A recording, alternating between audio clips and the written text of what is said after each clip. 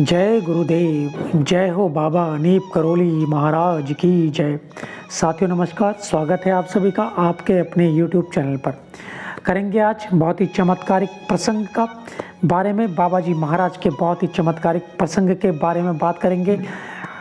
पूरा प्रसंग सुनिएगा, लाइक कमेंट शेयर करते रहिएगा ताकि ज़्यादा से ज़्यादा भक्तों तक यह प्रसंग पहुंच सके। सुनंदा की माँ अमेरिका में थी।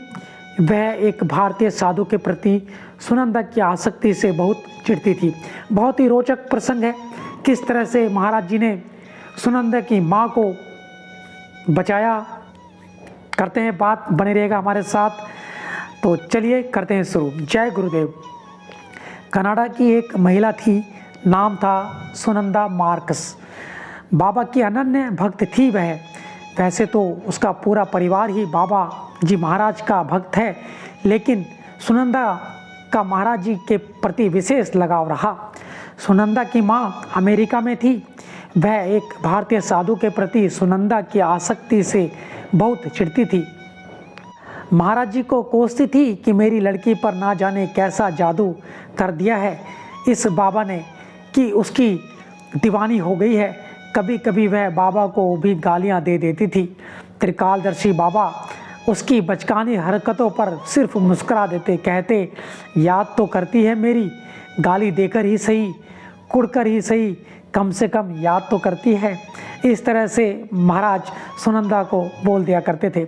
एक बार सुनंदा की माँ विदेश यात्रा पर निकली। अन्य स्थानों पर घूमते घामते वह डेनमार्क पहुँची। उसके पैसे भी जवाब देने लगे थे। अर्थाभाव में वह बीमार भी रहने लगी थी। एक दिन अपने होटल के कमरे में वह इतनी आसक्त हो गई कि होटल मैनेजर के पास जाकर सहायता की याचना भी नहीं कर सकती थी। कॉल बेल बजाकर बेरे को भी नहीं बुला सकती थी। एक तरह से अचेतावस्था में पहुंच गई थी।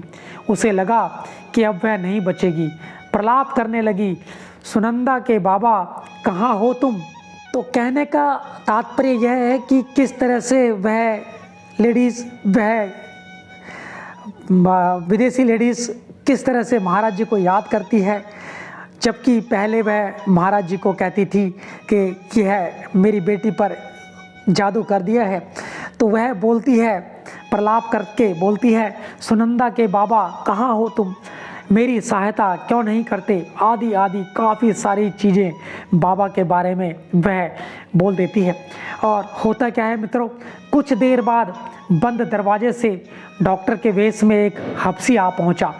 उसने उस लेडी को इंजेक्शन लगाया, दवा दी। इससे उसे आराम हुआ और वह सो गई।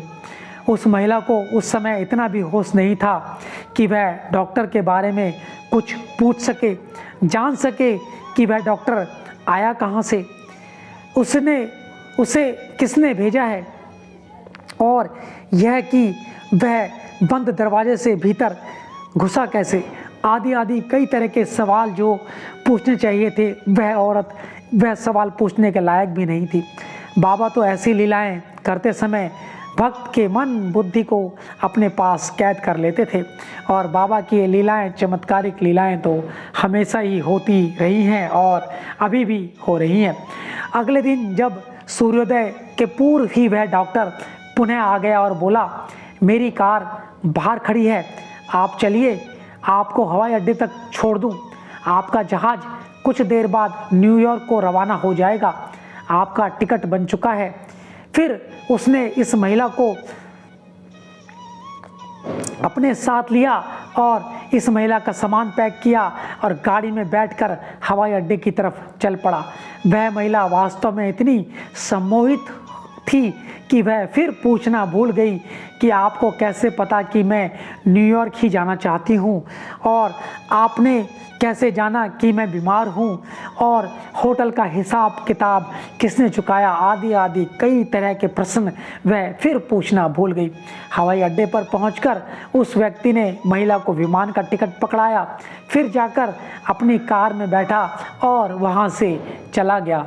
उसने हॉलैंड से न्यूयॉर्क तक के इतने लंबे सफ़र तक के किराए के बारे में कोई बात तक नहीं की थी।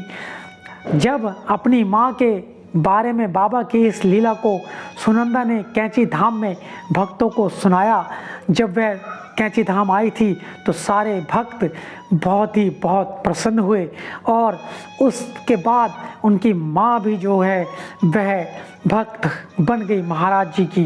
वैसे तो वो भक्त थी ही, पर वह सिर्फ और सिर्फ इस तरह से परेशान रहती थी कि इस भारतीय साधु ने, बाबा ने मेरी लड़की के साथ कैसा जादू कर दिया। तो आशा करते हैं आपको आज का ये प्रसंग अत्यंत ही पसंद आया होगा और आपने प्रसंग को लाइक कमेंट शेयर तो कर ही दिया होगा।